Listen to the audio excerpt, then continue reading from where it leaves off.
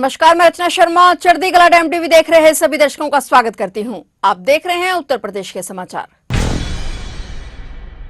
राष्ट्रीय राजधानी दिल्ली एक बार फिर से दहशत में डूबी हुई है। 10 नवंबर शाम 6:52 पर लाल किला मेट्रो स्टेशन के पास जोरदार धमाका हुआ और धमाके की गूंज दूर दूर तक सुनाई दी। मौके पर अफरा तफरी मच गई। पुलिस ने अब तक 9 लोगों की मौत और 20 के घायल होने की पुष्टि की है। घायलों में यूपी, हिमाचल और उत्तराखंड के लोग शामिल हैं। घायलों को लोकनायक जयप्रकाश अस्पताल में भर्ती कराया गया है, जिनमें से कई की हालत गंभीर बताई जा रही है। गृह मंत्री अमित शाह भी अस्पताल पहुंचे और घायलों का हाल जाना, साथ ही अधिकारियों से स्थिति पर रिपोर्ट ली। धमाका इतना जबरदस्त था कि पास खड़ी 5 से 6 गाड़ियां चकनाचूर हो गई। चश्मदीदों के मुताबिक इको वैन के पास अचानक विस्फोट हुआ और आसपास की दुकानों और वाहनों के शीशे टूट गए। पुलिस ने शुरुआती जांच में हाई इंटेंसिटी ब्लास्ट के संकेत दिए हैं।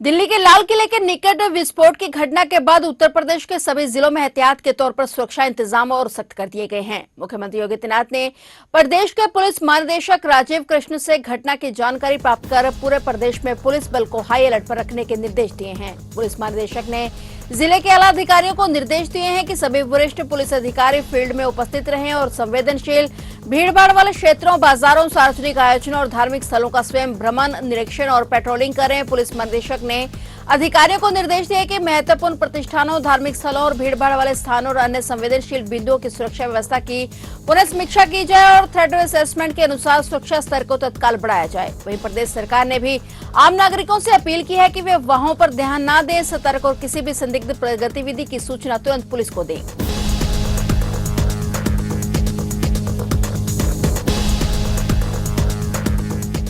श्री राम जन्मभूमि आंदोलन के ऐतिहासिक पड़ावों में एक और स्वर्ण अध्याय जुड़ने जा रहा है। भूमि पूजन और प्राण प्रतिष्ठा जैसे युगांतकारी क्षणों के साक्षी बनने के बाद अब प्रधानमंत्री नरेंद्र मोदी राम मंदिर की पूर्णता की घोषणा करने अयोध्या आ रहे हैं। यह अवसर केवल एक धार्मिक आयोजन नहीं बल्कि राष्ट्र के सांस्कृतिक स्वाभिमान की परिणति के रूप में देखा जा रहा है। प्रधानमंत्री मोदी का अयोध्या से गहरा नाता है। रामलला की नगरी उनके नेतृत्व में न केवल मंदिर निर्माण की गाथा लिख रही है बल्कि नवीन अयोध्या के पुनर्जागरण की मिसाल भी बन रही है। प्रधानमंत्री मोदी प्रधानमंत्री रहते हुए अब तक 4 बार अयोध्या आ चुके हैं और यह उनकी 5वीं यात्रा होगी। 2019 में सुप्रीम कोर्ट के फैसले के बाद 2020 में भूमि पूजन, 2024 में प्राण प्रतिष्ठा समारोह और अब 2025 में पूर्णता की घोषणा। यह क्रम मानो मोदी और अयोध्या के बीच आस्था का संवाद बन गया है। अब जब प्रधानमंत्री पूर्णता की घोषणा करेंगे तो ये न केवल राम मंदिर के निर्माण का समापन होगा बल्कि आस्था, विकास और राष्ट्रीय गौरव का शंखनाद भी होगा। राम मंदिर निर्माण समिति की बैठक में ध्वजारोहण समारोह की रूपरेखा और ध्वजा के डिजाइन को भी अंतिम रूप दे दिया गया है। पीएम मोदी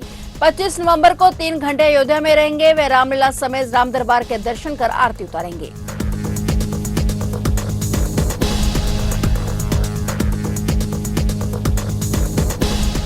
उत्तर प्रदेश के मुख्यमंत्री योगी आदित्यनाथ ने गोरखपुर में एकता पद यात्रा के दौरान बड़ा ऐलान किया है। सीएम योगी ने कहा कि अब यूपी के सभी स्कूलों में वंदे मातरम का नियमित और जरूरी गायन किया जाएगा। गोरखपुर में एकता यात्रा कार्यक्रम को संबोधित करते हुए उन्होंने कहा कि यह कदम नागरिकों में भारत माता और मातृभूमि के प्रति श्रद्धा और गौरव की भावना को प्रेरित करेगा। उन्होंने कहा कि राष्ट्रीय गीत वंदे मातरम के प्रति सम्मान की भावना होनी चाहिए। हम उत्तर प्रदेश के प्रत्येक स्कूल और शिक्षण संस्थान में इसका गायन अनिवार्य करेंगे। सीएम आदित्यनाथ ने कहा कि जाति, क्षेत्र, भाषा के नाम पर बांटने वाले तत्वों की पहचान करना हमारा कर्तव्य है। ये नए जिन्ना बनाने की साजिश का हिस्सा है। हमें यह सुनिश्चित करना होगा कि भारत में फिर कभी कोई जिन्ना ना उभरे। विभाजनकारी इरादे को जड़ जमाने से पहले ही दफना देना होगा। और गोरखपुर में उत्तर प्रदेश के मुख्यमंत्री योगी आदित्यनाथ एकता यात्रा और वंदे मातरम सामूहिक गायन कार्यक्रम में शामिल हुए थे। उन्होंने कहा कि 30 अक्टूबर को देश भर के हर जिले में रन फॉर यूनिटी के रूप में राष्ट्रीय एकता दौड़ का आयोजन किया गया। मैं इस अवसर पर आप सभी का आह्वान करूंगा, कभी आपको केवड़िया गुजरात जाने का अवसर प्राप्त हो तो सरदार सरोवर के तट पर लौह पुरुष सरदार वल्लभ भाई पटेल की बनी हुई दुनिया की सबसे बड़ी प्रतिमा का दर्शन करने जरूर जाएं। प्रधानमंत्री मोदी जी के प्रति कृतज्ञता ज्ञापित जरूर करें कि भारत के महापुरुषों को, अपने पूर्वजों को कैसे सम्मान दिया जाना चाहिए। उस सम्मान के प्रतीक के रूप में लौह पुरुष सरदार वल्लभ भाई पटेल को की सबसे बड़ी प्रतिमा गुजरात में केवड़िया में स्थापित की गई है। बहनों और भाइयों, यही है अपने महापुरुषों के प्रति श्रद्धा और सम्मान का भाव। और उसी श्रद्धा और सम्मान के भाव के साथ आज हम सब यहां पर इस एकता यात्रा के साथ जुड़ रहे हैं। मेरा आह्वान होगा, स्कूल कॉलेजेस में इसमें डिबेट होनी चाहिए। लोह पुरुष सरदार वल्लभ भाई पटेल के मुद्दे को लेकर के हमें चर्चा पर चर्चा का हिस्सा इसको बनाना चाहिए। वंदे मातरम राष्ट्रीय गीत के प्रति सम्मान का भाव होना चाहिए। अब ये केवल लोह पुरुष सरदार वल्लभ भाई पटेल के साथ ही राष्ट्रगीत वंदे मातरम भी उत्तर प्रदेश के हर विद्यालय में गायन इसका अनिवार्य करेंगे, हर शिक्षण संस्थान में इसका गायन अनिवार्य करवाएंगे, जिससे उत्तर प्रदेश के अंदर हर नागरिक के मन में भारत माता के प्रति, अपनी मातृभूमि के प्रति श्रद्धा और सम्मान का भाव जागरूक हो सके। और उसी भाव के साथ आज हम सब यहां पर आए हैं। आज के इस अवसर पर मैं एक बार फिर से गोरखपुर महानगर की इकाई को इस बात के लिए धन्यवाद दूंगा कि उन्होंने इस राष्ट्रीय एकता यात्रा को आज यहां पर गोरखपुर में प्रारंभ करने और इस यात्रा में मुझे शामिल होने का अवसर दिया है। इस यात्रा में शामिल होने के लिए आए हुए आप सभी महानुभावों का मैं हृदय से अभिनंदन करता हूं, स्वागत करता हूं।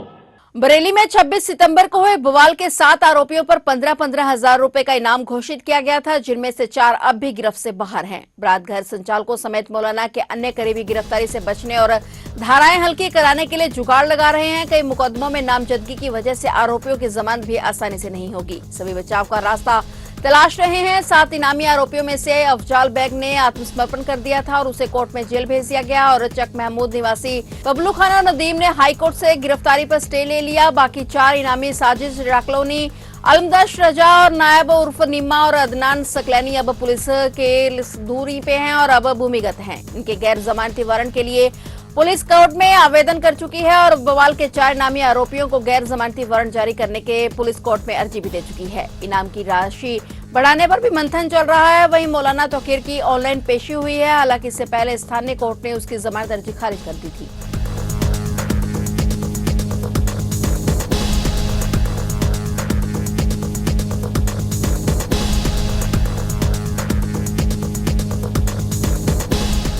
डॉक्टर अदील के आतंकी कनेक्शन के मामले में जम्मू कश्मीर पुलिस सहारनपुर जिले में पहुंची। टीम ने डॉक्टर के मानक बहु स्थित मकान को खंगाला और वहीं कुतुब शेर थाना पुलिस ने फेमस मेडिकेयर हॉस्पिटल पहुंचकर डॉक्टर से जुड़े नेटवर्क को लेकर पूछताछ की। जांच में आया कि डॉक्टर अदील अक्सर अपने भाई के खाते में भी तनख्वाह लेता था। जम्मू कश्मीर पुलिस ने आतंकी संगठन जैश-ए मोहम्मद से संबंधों के चलते अनंतनाग निवासी डॉक्टर अदील अहमद को गिरफ्तार किया था। डॉक्टर पर आरोप था कि उसने श्रीनगर में जैश-ए मोहम्मद के समर्थन में पोस्टर लगाए थे। वही वांछी चल रहा था और पूछताछ के बाद डॉक्टर अदील की निशानदेही पर जम्मू कश्मीर फरीदाबाद में भी छापा मारा। पता चला कि डॉक्टर अदील अहमद ने अंबाला रोड स्थित एक्सिस बैंक में खुलवाया था और उससे ही हॉस्पिटल की तरफ से मिलने वाली तनख्वाह जाती थी। उसकी तनख्वाह 5 लाख रुपए थी। कई बार उसके भाई के खाते में भी तनख्वाह भेजी गई और इसके अलावा एक अन्य डॉक्टर ने भी फिलहाल अस्पताल आने से मना किया है। डॉक्टर अदील की अब सेवा समाप्त कर दी गई है। जब तक पुलिस प्रशासन की तरफ से क्लीन चिट नहीं मिल जाती तब तक उसे हटा दिया गया है।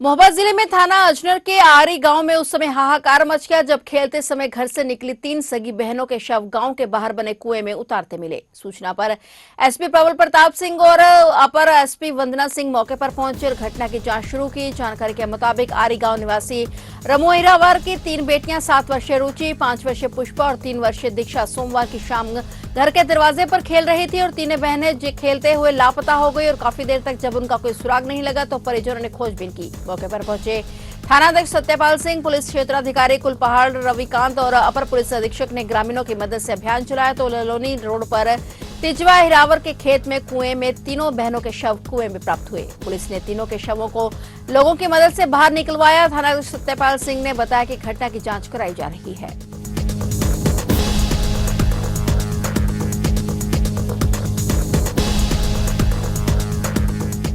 समाजवादी पार्टी के अध्यक्ष अखिलेश यादव ने कहा कि उत्तर प्रदेश में वर्ष 2027 में होने वाला विधानसभा का चुनाव जीतकर सामाजिक न्याय के लिए प्रतिबद्ध सरकार बनाना उसकी पार्टी की पहली प्राथमिकता है। उन्होंने दोहराया कि सपा का दीर्घकालिक लक्ष्य राष्ट्रीय पार्टी का दर्जा हासिल करना है। उन्होंने ये भी कहा कि पार्टी संस्थापक मुलायम सिंह यादव सहित हमारा सामूहिक सपना है कि समाजवादी पार्टी एक राष्ट्रीय पार्टी बने, लेकिन इसके लिए हमें 2029 के लोकसभा चुनाव तक इंतजार करना होगा, क्योंकि राष्ट्रीय पार्टी का गठन इतना जल्दी नहीं हो सकता। सपा प्रमुख ने कहा कि निर्वाचन आयोग ने कुछ मानक तय किए हैं जिन्हें पूरा करना होगा। यादव ने कहा कि इस वक्त उनकी पार्टी का ध्यान उत्तर प्रदेश में 2027 के विधानसभा चुनावों पर है और पार्टी की प्राथमिकता यह चुनाव जीतकर उत्तर प्रदेश में सामाजिक न्याय की सरकार स्थापित करना है। उन्होंने मौजूदा भाजपा सरकार पर शैक्षणिक और चिकित्सा संस्थानों को बर्बाद करने और मनमानी नियुक्तियां करने का आरोप भी लगाया।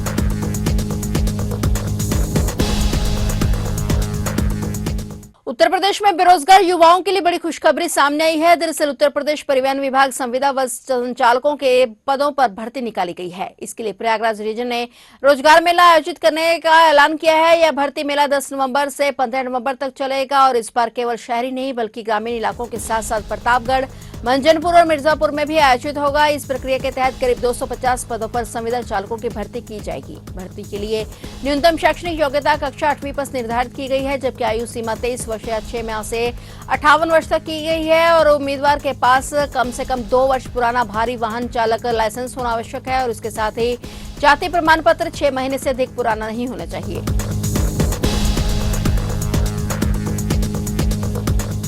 तो आप देख रहे थे उत्तर प्रदेश के समाचार और नए समाचारों के साथ फिर से हाजिर होंगे। तब तक के लिए देखते रहिए चढ़ती कला टाइम टीवी।